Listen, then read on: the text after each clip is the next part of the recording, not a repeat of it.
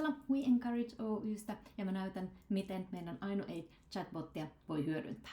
Avataan chatti, ikkuna ja annetaan hyväksyntä siihen, että voimme näitä keskusteluja hyödyntää laadun ja turvallisuuden varmistamiseksi.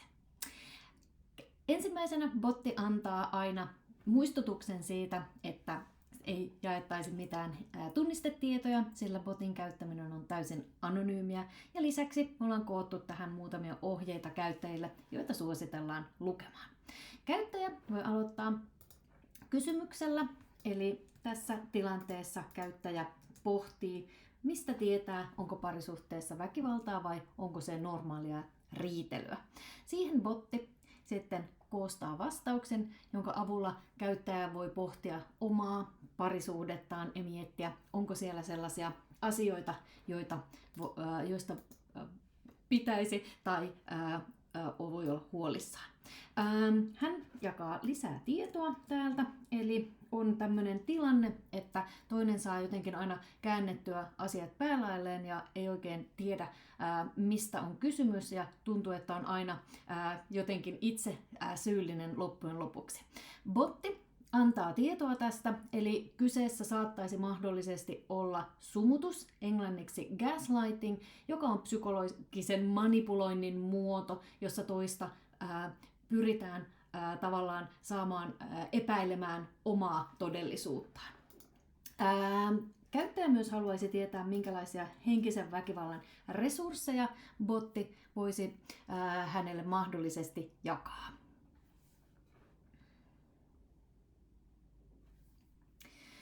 Ja lisäksi sitten käyttäjä haluaisi tietää, miten voisi ottaa oman kokemuksensa puheeksi ammattilaisen kanssa ja pyytää bottia listaamaan erilaisia tapoja tehdä tämä.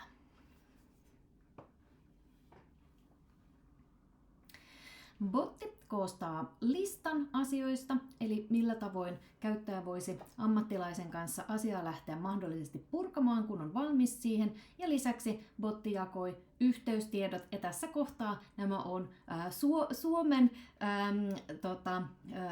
erilaisia auttavia tahoja, Nollalinja, joka on valtakunnallinen lähisuhdeväkivallan auttava puhelin, ja sieltä saa tietoa myös sitten turvakodeista.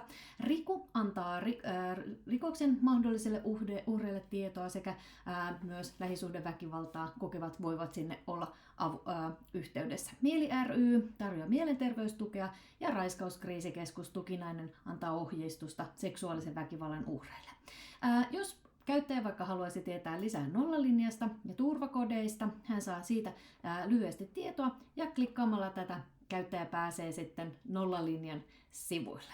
Tällä tavoin voi siis bottia hyödyntää ja bottihan on upotettavissa sitten tosiaan minkä tahansa organisaation sivuille. Mikäli kiinnostut yhteistyöstä, niin otathan meihin yhteyttä contact@encourage.fi.